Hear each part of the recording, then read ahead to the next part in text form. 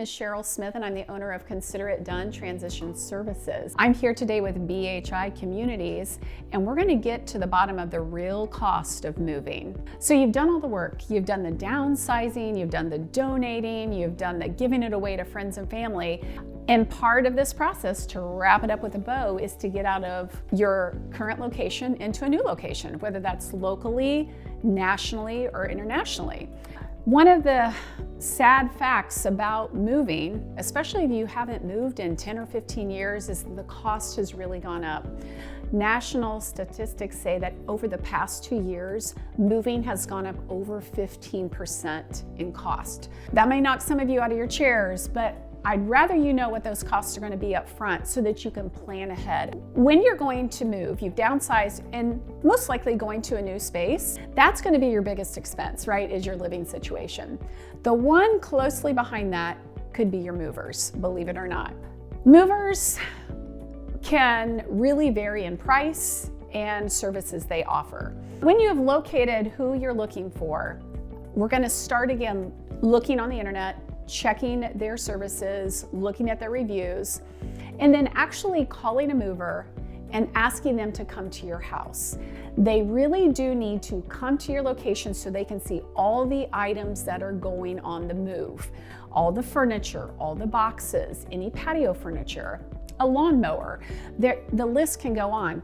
A lot of people also take appliances with them, like washer and dryers and refrigerators. And if you're taking those items, you also need to include those in the conversation with the mover because they do require sometimes more people and different equipment to get those items out of your house. And this is a little side note. We know that movers are expensive. So when you know that this cost is coming up down the road, think about your downsizing process. We want to do most of our donations and selling and getting items into a new home before the move. Very important point, keep that in mind. So with the movers, when they come through and do an estimate, they're going to include a lot of things in their cost. The number of people it's going to take to move your items, the time, the distance between one house and another location. If your home has stairs or a basement, and I was going to say elevators because some places we move into may include an elevator, that is increased time for staff to get items up and down. Please ask your mover too if they do only local moves or if they also do coast to coast moves, because some movers do have some limitations about how far they can go. So when you ask that question about distance, point A to point B, they should be able to tell you right away. Truck fees have gone up quite a bit. Think about gas and all the other things around us that have gone up. That's the same cost that a mover has to include in their fee as well.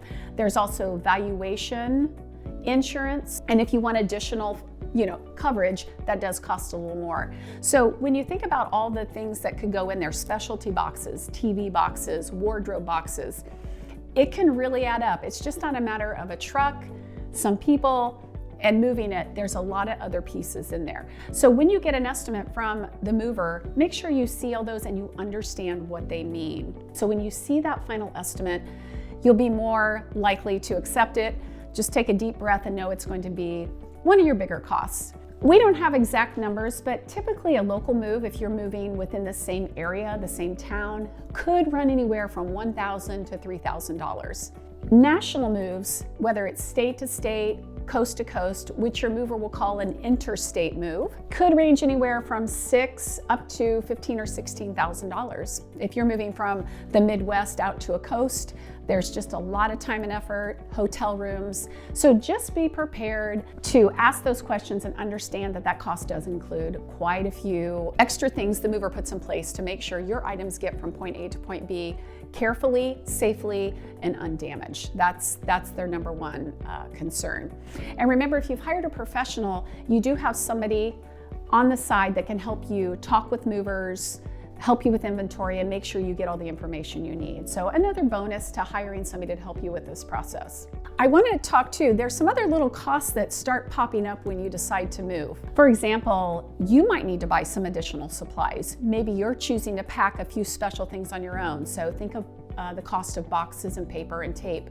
If you have a pet, have you thought about who's watching the pet, who's boarding the pet while you're moving? Think about that cost.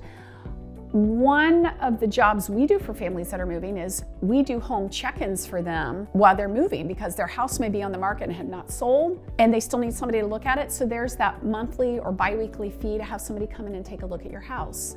Maybe you're hiring a landscaper to keep your lawn mowed, so when that new owner comes by, it looks good from the outside. Hotel rooms, as you travel from coast to coast or from place to place. Utilities, opening up a new utility in a new location. Cable, internet, trash. Not to be a negative Nelly, but there's a lot of things that go in on the backside of a move. You've prepared so far. You've thought about this, you've wrapped your head around it, you're getting these small wins. Another way to be a winner is to know what to expect on the move so that you're not surprised or upset as the transition comes to an end. So be aware of those costs, figure out ways that you can manage them so it stays within your budget. Maybe utilize friends, family, again, a professional who can help you maybe cut some of those costs, because they can put some of these services together and duplicate those. This is a real important way to wrap up a move and all the work you've done to downsize, to get you into this new space with less stress, more joy. So embrace it all, take a deep breath, know that it's part of the process, but go in with eyes wide open so you can make a good decision and everything gets into your new space well and good.